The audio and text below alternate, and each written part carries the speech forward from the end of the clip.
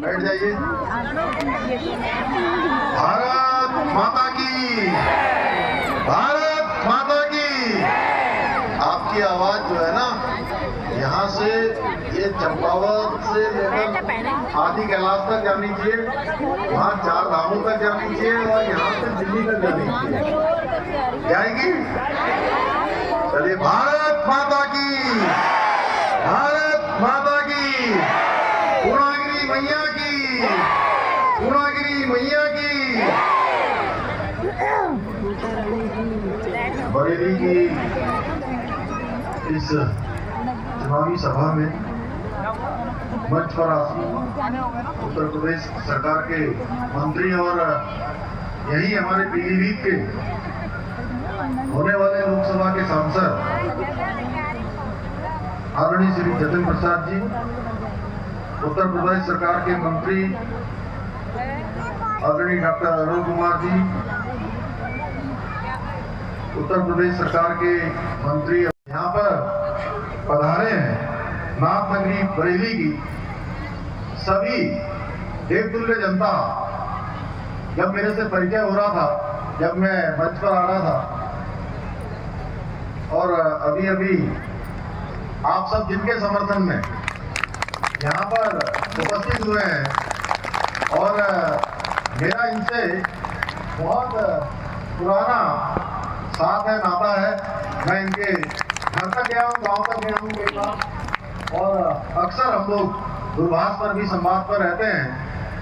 आप सबका आशीर्वाद इनको मिलेगा। आदरणीय छत्रपाल गंगवार जी, जो बहुत ही सहज है, सरल है, और एक सामान्य व्यक्ति इस प्रकार का होता है जो कहते हैं कि अपनों का नेतृत्व और अपना प्रतिनिधि कैसा होना चाहिए। अगर सचमुच उसकी प्रतिमूर्ति किसी में दिखाई देती है तो छत्रपाल जी में दिखाई देती है। भाइयों बहनों, भाइयों बहनों, आज मैं इन्हीं के लिए आप सबके बीच में आपका समर्थन मांगने के लिए आया हूं, आपका आशीर्वाद मांगने के लिए आया हूं, और आपका एक एक वोट, आपका एक एक वोट, आपका दबाया हुआ एक एक कमल का बटन सीधे सीधे जहां छत्रपाल जी को आपका वोट मिलेगा, वहीं हमारे प्रधानमंत्री आदरणीय मोदी जी के हाथों को भी मजबूती प्रदान करेगा, उनको ताकत देने का काम करेगा, ऊर्जा देने का काम करेगा। इसलिए आप सभी लोग आगामी 7 मई को, अभी जतिन प्रसाद जी बोल रहे थे, चाहे जितनी गर्मी हो, देखिए गर्मी में कई बार आप लोग तो वोट देने जा रहे हैं, लेकिन कुछ लोग ऐसे भी हैं जो पहले किसी दूसरी पार्टी को वोट देते थे, वो अब नाउम्मीद हो चुके हैं, इसलिए वोट देने नहीं आते। तो हमसे पत्रकार बंधु, हमारे मीडिया के लोग कहते हैं कि मतदान कम हो गया। तो भाइयों बहनों, ये बात बरेली लोकसभा से नहीं आनी चाहिए कि यहाँ मतदान कम हुआ। ये बात आएगी तो नहीं? नहीं, जोर से बोलिए। हमारी मातृशक्ति जिनके लिए अभी अरुण जी बोल रहे थे ना यहाँ से कि उत्तराखंड में वो काम हुआ है, पूरे देश में हमारे प्रधानमंत्री मोदी जी की प्रेरणा से आधी आबादी माने हमारी महिलाएं, मातृशक्ति, आधी आबादी का पूरा कानून लाने की शुरुआत कहीं से हुई है, यूसीसी के रूप में। तो आपके पैतृक और आपके पूर्वजों की धरती उत्तराखंड से हुई है, और ये गौरव केवल अकेले पुष्कर सिंह धामी को प्राप्त नहीं है कि मैं मुख्य सेवक हूं उत्तराखंड का, कि ये गौरव केवल मुझे प्राप्त हुआ है। ये गौरव हर एक उत्तराखंडी को प्राप्त हुआ है जो उत्तराखंड से जुड़ा हुआ है, क्योंकि आज पूरे देश के अंदर एक ही बात की चर्चा हो रही है। जैसे हर जगह पहले चर्चा होती थी कि कौन सी सरकार बनेगी, कौन प्रधानमंत्री बनेगा इस बार के चुनाव में। ये चर्चा का विषय नहीं है कि प्रधानमंत्री कौन बनेगा, सबको पता है और सब जगह चर्चा है कि मोदी जी ही तीसरी बार प्रधानमंत्री बनेंगे और भारतीय जनता पार्टी एनडीए की ही सरकार बनेगी।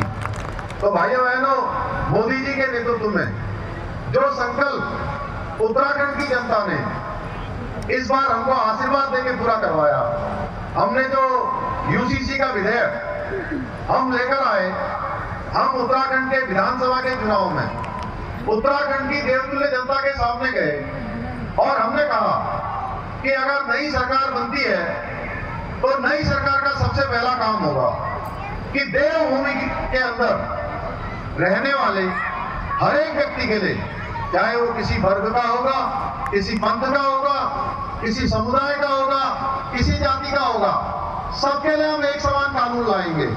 और उसके पीछे हमने कहा कि देवभूमि उत्तराखंड है, जहां 4 धाम है, आदि कैलाश है, हर एक स्थान देवों से आच्छादित है।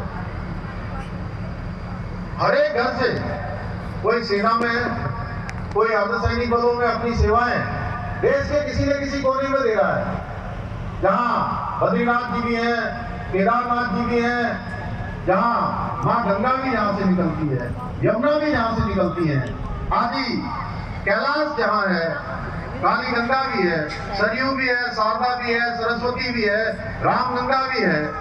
अनेक अनेक नदियां जिस देवभूमि से निकलती हैं, उस देवभूमि में सबके लिए एक समान कानून होगा।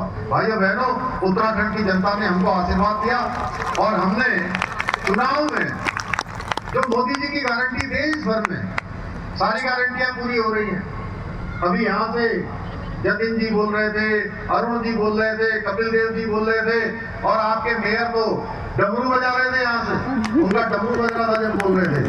तो सारी गारंटियां मोदी जी की पूरी हुई। उत्तराखंड के अंदर ये यूसीसी वाली मोदी जी की गारंटी देश आजादी के बाद हिंदुस्तान के किसी राज्य में सबसे पहले पूरी हुई है, तो देवभूमि उत्तराखंड में हुई है। भाइयों बहनों, मुझे खुशी है कि मैं उत्तराखंड का मुख्य सेवक हूँ और देवभूमि उत्तराखंड की जनता ने जिस काम के लिए हमें चुना वो काम पूरा हुआ। अब भारतीय जनता पार्टी के संकल्प पत्र में पूरे देश के अंदर यूसीसी को लाने का संकल्प किया गया है और आप सबके आशीर्वाद से, देश की जनता के आशीर्वाद से मोदी जी जब देश के तीसरी बार प्रधानमंत्री बनेंगे तो यह संकल्प भी पूरा होगा और देश के अंदर एक समान कानून पूरे देश के अंदर लागू हो जाएगा। भाइयों बहनों, देश के अंदर ऐतिहासिक काम हो जाएगा। मैं आप सबसे ये भी कहने आया हूं कि देवभूमि उत्तराखंड से हमारे प्रधानमंत्री जी का जो लगाव है वो किसी से छुपा हुआ नहीं है। आज 4 धाम आप देखिए किस तरह से Badrinath, Kedarnath, Gangotri, Yamunotri all weather road है। केदारनाथ पुनर्निर्माण का काम, बद्रीनाथ मास्टर प्लान का काम, केदारनाथ का रोपवे, हेमकुंड साहब का रोपवे, इन सब पर तेजी से काम हो रहा है। इसके साथ साथ जहां 4 धाम विकसित हो गए, हर साल वहां की यात्रा 10-10 लाख बढ़ जा रही है। भाइयों बहनों, पिछले साल 2022 में 46 लाख लोगों ने 4 धामों के दर्शन करे और